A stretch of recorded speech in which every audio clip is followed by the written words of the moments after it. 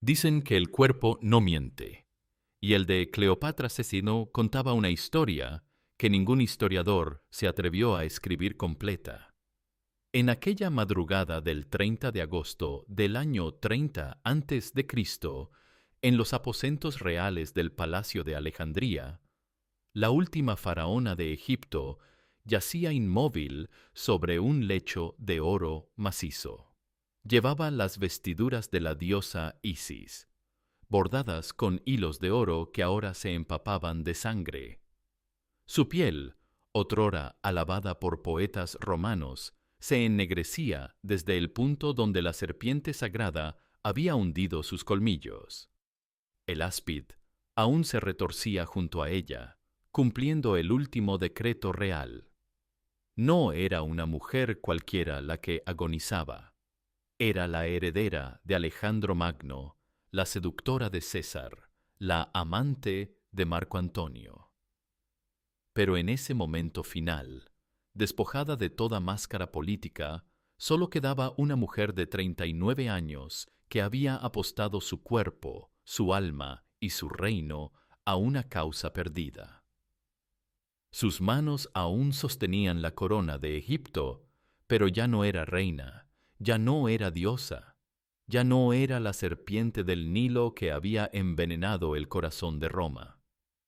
Solo era Cleopatra, la niña que un día tuvo que casarse con su hermano menor para conservar el poder y que ahora moría sola, traicionada por el último hombre al que había amado. Para entender cómo llegó hasta ahí, hay que volver a una historia que comenzó mucho antes de César, mucho antes del amor, mucho antes de que su nombre se convirtiera en sinónimo de seducción y poder. Hay que volver a una niña de 18 años que descubrió que en su mundo el matrimonio no era un sacramento, era una condena. Cleopatra Septem. Filópator nació en el invierno del año 69 a.C., en el corazón de Alejandría, cuando la gloria de los faraones ya se desvanecía como humo en el viento mediterráneo. Su padre, Ptolomeo XII, llamado Auletes, el flautista, gobernaba un reino que era sombra de su antigua grandeza. El Egipto de los Ptolomeos, esa dinastía griega que había gobernado durante 300 años, se sostenía ahora por la gracia de Roma y el oro de sus arcas cada vez más vacías. Desde pequeña, Cleopatra fue educada no como una princesa cualquiera, sino como la heredera de una tradición que horrorizaría a cualquier civilización: el matrimonio consanguíneo. Durante 3 siglos, los Ptolomeos habían preservado su sangre divina, casando hermanos con hermanas, padres con hijas, tíos con sobrinas. Era, decían, la única forma de mantener pura la herencia de Alejandro Magno y la bendición de los dioses egipcios. La pequeña Cleopatra hablaba 9 idiomas. Era la primera Ptolomeo en 3 siglos que se dignaba aprender egipcio. Dominaba las matemáticas, la filosofía y la retórica. Pero ningún tutor le enseñó lo más importante: cómo amar a un hermano que estaría destinado a ser su esposo, su rival político y, eventualmente, su verdugo. En el año 51 a.C., cuando Cleopatra tenía 18 años y su hermano Ptolomeo XIII apenas 10, el destino selló su matrimonio con la muerte de su padre. Siguiendo la tradición, los hermanos fueron coronados juntos en el templo de Menfis, bajo la mirada inmutable de las esfinges que habían visto nacer y morir a docenas de faraones. Ella, una mujer inteligente y ambiciosa. Él, un niño manipulado por consejeros sedientos de poder. El día de su boda, Cleopatra supo que no se casaba con un esposo, se casaba con su propia destrucción. Pero en una dinastía donde el incesto era ley divina, la resistencia era imposible. Su cuerpo no le pertenecía. Pertenecía a Egipto, a los dioses, a una tradición que convertía el amor en política y la familia en campo de batalla. Los primeros años de su reinado fueron una guerra silenciosa. Mientras Cleopatra gobernaba con la astucia de una mujer criada entre serpientes, su hermano esposo crecía rodeado de consejeros que susurraban una sola palabra: poder. Para ellos, una mujer en el trono era una aberración, incluso si esa mujer llevaba la sangre de los dioses. En el año 48 a.C., la guerra civil estalló. Ptolomeo III, instigado por sus mentores, expulsó a su hermana, esposa del trono. Cleopatra tuvo que huir de Alejandría como una fugitiva, llevando consigo solo una certeza: si no podía recuperar el poder por la fuerza, lo haría por otros medios. Fue entonces cuando llegó la noticia que cambiaría el destino del mundo mediterráneo. Julio César había llegado a Alejandría, persiguiendo a Pompeyo tras su victoria en Farsalia. El general romano más poderoso del mundo pisaba suelo egipcio, y Cleopatra vio en él no solo un aliado, vio la única carta que le quedaba por jugar. La leyenda cuenta que se hizo transportar hasta César envuelta en un tapiz. La realidad fue más calculada y menos romántica.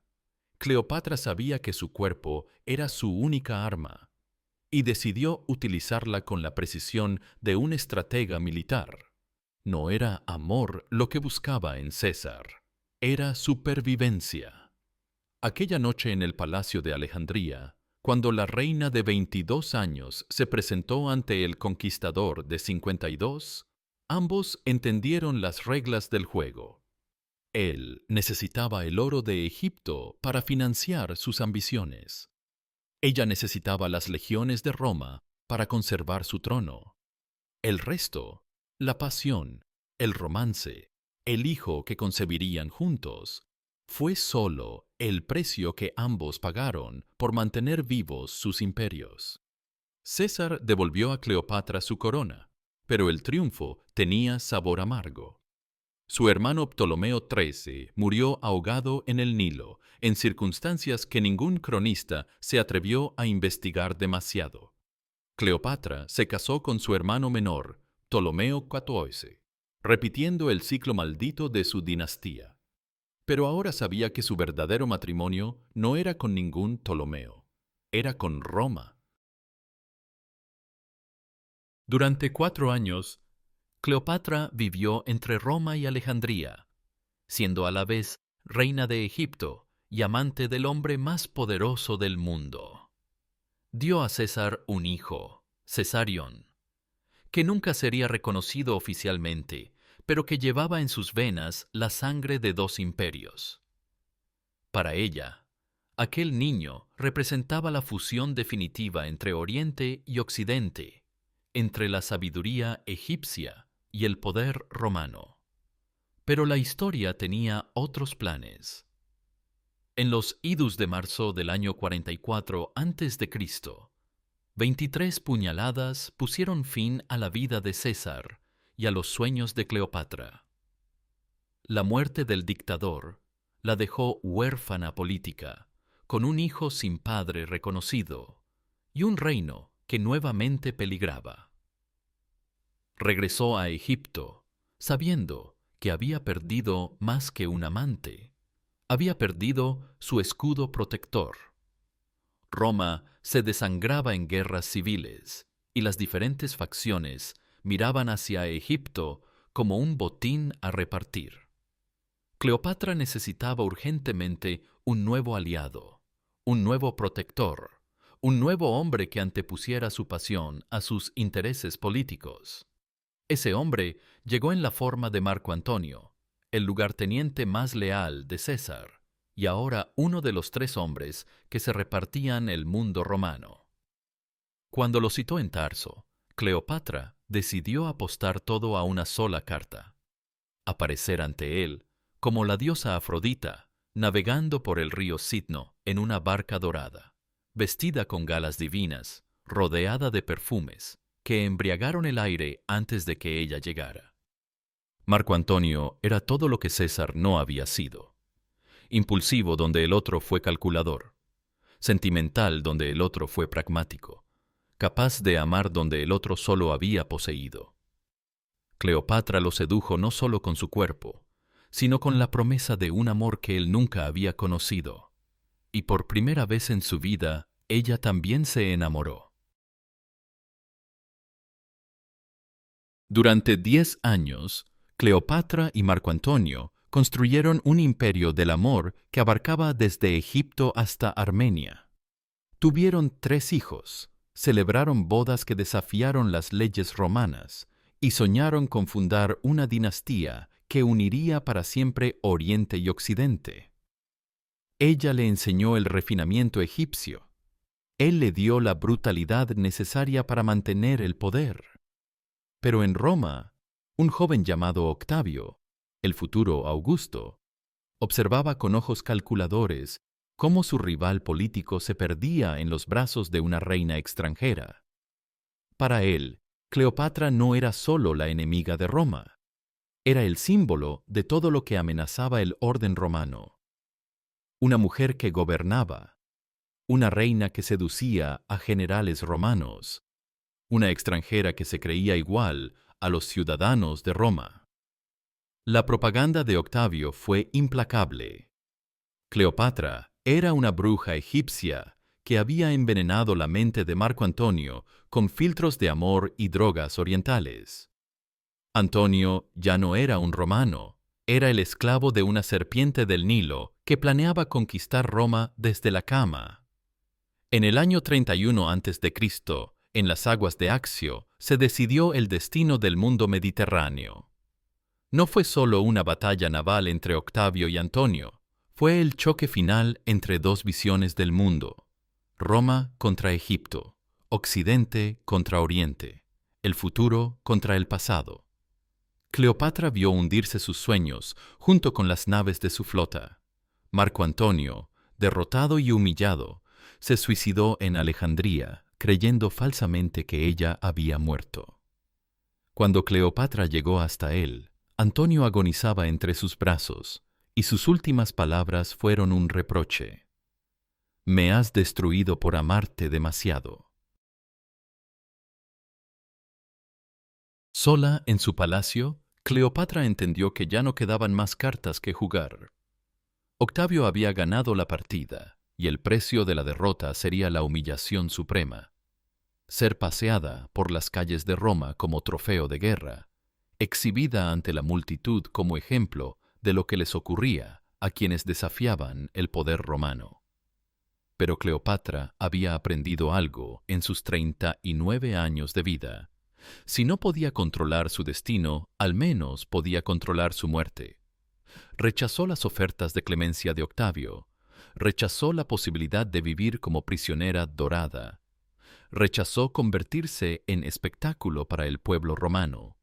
En cambio, eligió morir como había vivido, como una diosa.